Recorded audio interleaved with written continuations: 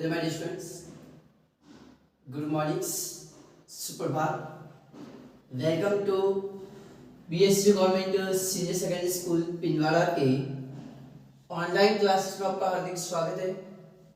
प्यारे बच्चों, साथ ही साथ हमारे वाणिज्य नगरी के इस यूट्यूब चैनल पर भी आपका हार्दिक स्वागत है।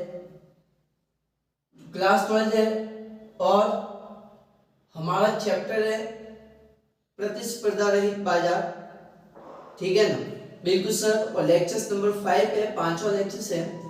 और आज की इस क्लास के अंदर मैं आपको अल्पाधिकार ओलिगोपोली मार्केट के बारे में जो पढ़ाने वाला हूँ, और साथ ही साथ द्वैधाधिकार डिओपोली मार्केट क्या होता है उसके बारे में, ठीक है, बिल्कुल सर।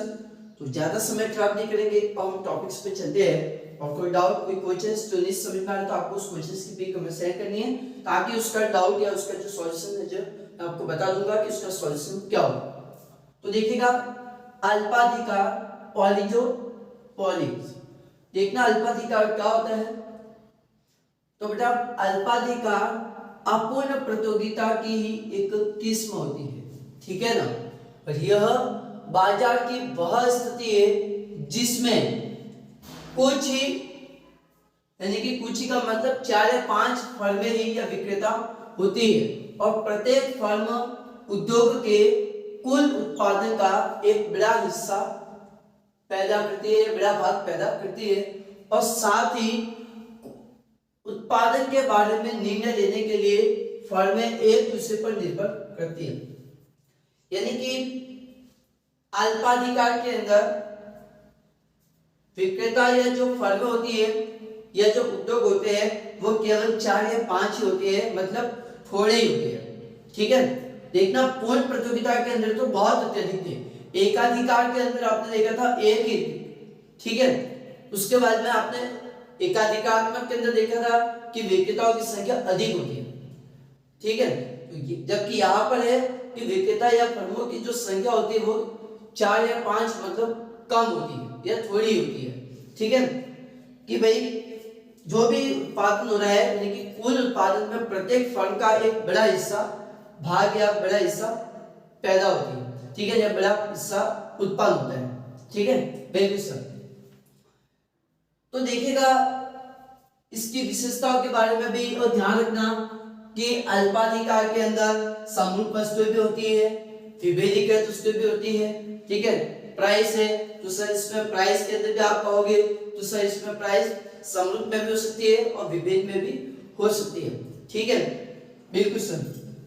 ये मतलब एक ही वस्तु की 4 या 5 ब्रांड हो सकती है, ठीक है। जैसे सपोज अल्पाधिकार के अंदर जैसे कि सीमेंट है, भाई सीमेंट की कई सारी कंपनियां हैं, ठीक है। जैसे कि अपना अल्ट्राटेक फैक्ट्री है तो उसका भी प्रोडक्शन होता है, जेके लक्ष्मी सीमेंट है उसका भी प्रोडक्शन होता है, ठीक है। मतलब बहुत सी फर्म हो सकती है। उसी प्रकार एल्यूमिनियम की है, स्टील की कंपनी है, तो ये सारे इसके एग्जांपल है। तो सर ये सारे के सारे आपके एक अल्पाधिकार के अंदर जाते हैं, ठीक है, बिल्कुल सर। और ध्यान रखना ये भी क्या है, एक दूसरे के ऊपर डिपेंड होती है। अल्पाधिकार के अंदर जो भी फर्म है 4 या 5 फर्में जो होती है वो एक दूसरे के ऊपर क्या होती है, पारस्परिक निर्भर रहती है, ठीक है। मतलब वो एक दूसरे के बिना कोई भी डिसीजन या कोई भी नीति है वो लागू नहीं कर सकती, ठीक है। कोई भी कीमत तय करेगी तो पहले एक दूसरे से पूछेगी, ठीक है, डिस्कस करेगी, वार्तालाप करेगी, उसके बाद में डिसीजन लेती है, ठीक है। अब इसकी विशेषताओं पर भी चलते हैं कि इसकी विशेषता क्या है। तो ध्यान रखना इसमें पहली विशेषता क्या है कि अल्पाधिकार में विक्रेताओं की संख्या थोड़ी होती है। इसमें विक्रेताओं की संख्या क्या होती है, थोड़ी होती है, मतलब 4 या 5 होती है। फिर विक्रेताओं की संख्या थोड़ी होने का मतलब है भाई थोड़ी होती है, इसके 2 पॉइंट है। देखो पहला पॉइंट इसमें क्या है कि प्रत्येक विक्रेता कुल पूर्ति का एक बड़ा भाग उत्पन्न करता है, ठीक है। जो भी सेलर है या जो भी फर्म है वो क्या करती है, एक्चुअली प्रत्येक फर्म का एक बड़ा हिस्सा, कुल पूर्ति का एक बड़ा हिस्सा उत्पन्न करती है, ठीक है, बड़ा भाग एक पैदा करती है, उत्पादन करती है। भाई ज्यादा करेगा तो भी नुकसान है और कम करेगा तो भी नुकसान होता है, ठीक है, बिल्कुल सर।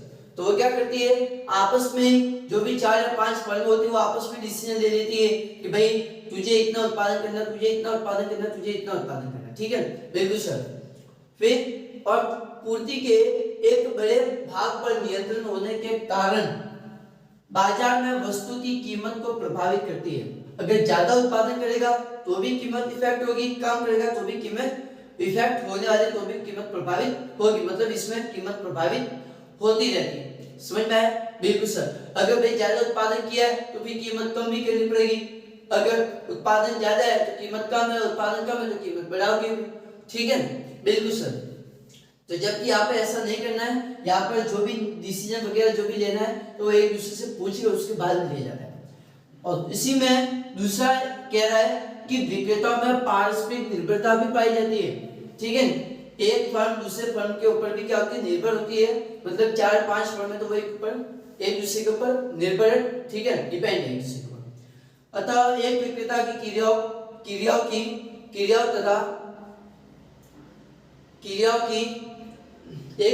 क्रियाओं की तथा उत्पादन नीतियों का प्रभाव दूसरे विक्रेताओं की कीमत तथा उत्पादन की नीतियों पर भी पड़ता है।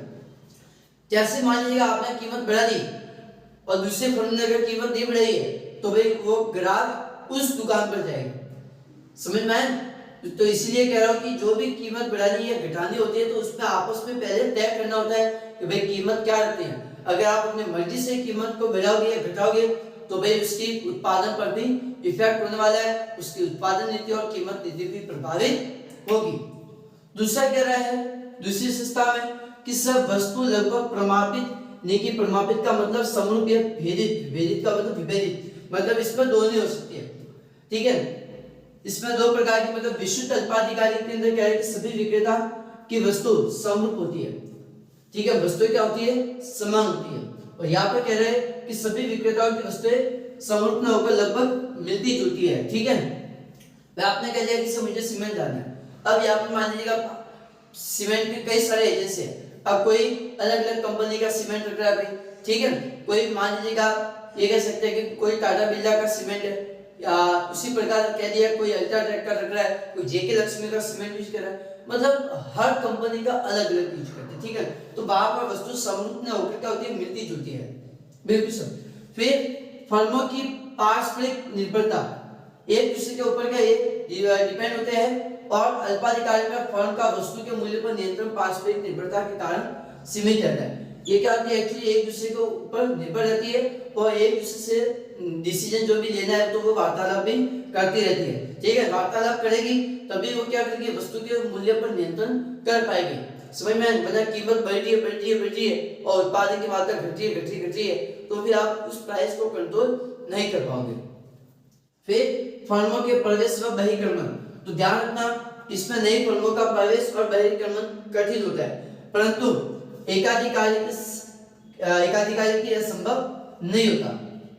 फिर ठीक है, फिर है विज्ञापन और प्रचार, तो भाई अल्पाधिकार में भी बिक्री को बढ़ाना है तो उसकी क्रियाओं पर बहुत अधिक व्यय करना पड़ता है। अगर सेल्स बढ़ानी है, सेलिंग बढ़ानी है तो आपको एडवर्टाइजमेंट पर भी क्या करना पड़ता है, बहुत ज्यादा खर्चा करना पड़ता है। तो ये थी आपके अल्पाधिकार कार्य और उसकी विशेषता। अब हम देखते हैं द्वैधाधिकार डिओपॉली मार्केट के बारे में। एक बार उसको नोट कर दो अच्छे से, चलिएगा। अब आपको देखना है द्वैधाधिकार डिओपॉली। तो सर डिओपॉली मार्केट क्या होता है, समझना है इस चीज को कि सर द्वैधाधिकार या द्विविक्रेता अधिकार से अभिप्राय उस बाजार की स्थिति से है जिसमें एक वस्तु पूर्ण स्थानापन्न अथवा समान रूप वस्तु के निकट स्थानापन्न के दो उत्पादक होते हैं। तो इसमें कितने विक्रेता हो गए या कितने उत्पादक हो गए, दो उत्पादक हो गए, यानी कि दो फर्म हो सकती है। ठीक है, जैसे दोनों उत्पादक विक्रेता अपने उत्पादन बिक्री कार्य में पूर्ण स्वतंत्र होते हैं और दोनों में किसी प्रकार का कोई समझौता नहीं होता और एक दूसरे से प्रतियोगिता भी करते हैं और प्रत्येक उत्पादक अपने मूल्य नीति निर्धारित करते हैं। ठीक है, और निर्धारित करते समय अपने प्रतियोगी उत्पादक की मुख्य उत्पादन नीति को ध्यान में रखें। समझना ये द्वैधाधिकार मार्केट क्या कहता है। ठीक है, द्वैधाधिकार मार्केट क्या कहता है, डिओपॉली मार्केट। मान लीजिएगा इसमें दो फर्म है, फर्म ए और फर्म बी, या विक्रेता कह सकते हैं। ठीक है, विक्रेता ए और विक्रेता बी। ठीक है, बिल्कुल सर, ये दो फर्में हैं। मान लीजिएगा फर्म ए है, ये किसी एक वस्तु का उत्पादन करती है। ये एक वस्तु का उत्पादन करती है, और फर्म बी है, ये भी उसी वस्तु का उत्पादन करते हैं जो फर्म ए ने किया, मतलब समान वस्तु, पूरी क्या है सर, समान वस्तु है। ठीक है सर, जो फर्म ए ने वस्तु का उत्पादन किया है वो का वो फर्म बी भी करती है, तो उसको अपन क्या कहते हैं, पूर्ण स्थानापन्न। उसको आप क्या कहते हैं, पूर्ण स्थानापन्न। ठीक है, बिल्कुल सर। और दूसरा आप ये कह सकते हैं कि मान लीजिएगा फर्म ए ने कोई वस्तु का उत्पादन किया और फर्म बी ने लगभग समान वस्तु का उत्पादन किया। लगभग का मतलब पूरी सेम नहीं है, लेकिन थोड़ी बहुत सेम। ठीक है, लगभग समान वस्तु, तो इसको आप कह सकते हैं निकट स्थानापन्न। पूरी सेम नहीं, थोड़ी बहुत सेम है। ठीक है, तो इसको आप कहते हैं निकट स्थानापन्न। ठीक है, तो द्वैधाधिकार के अंदर मैं कह रहा हूं कि भाई एक तो है एक वस्तु का उत्पादन किया जिसमें समान वस्तु का उत्पादन फर्म बी ने भी किया, और फर्म ए ने जब एक वस्तु का उत्पादन किया तो फर्म बी ने और लगभग समान वस्तु का भी उत्पादन किया। तो ये जो स्थिति जो उत्पन्न होती है ना, इसको आप कह सकते हैं कि दोनों बिक्री के कार्य में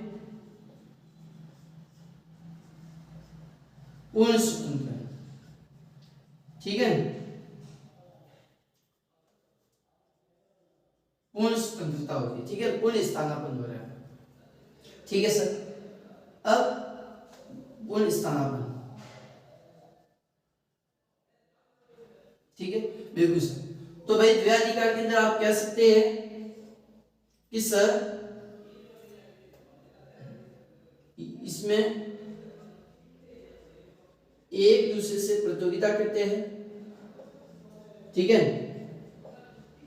विशेषता में आप कह सकते हैं कि वे एक दूसरे से प्रतियोगिता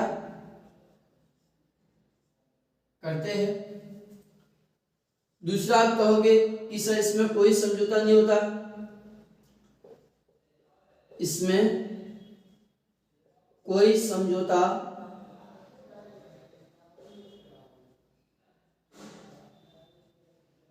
नहीं होता। ठीक है, फिर तीसरी विशेषता में आप ये भी कह सकते हैं कि फर्म ए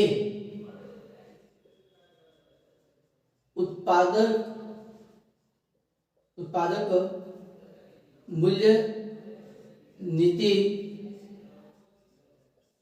का निर्धारण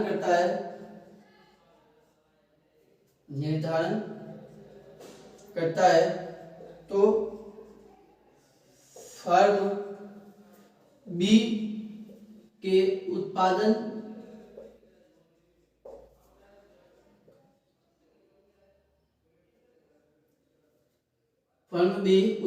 मूल्य नीति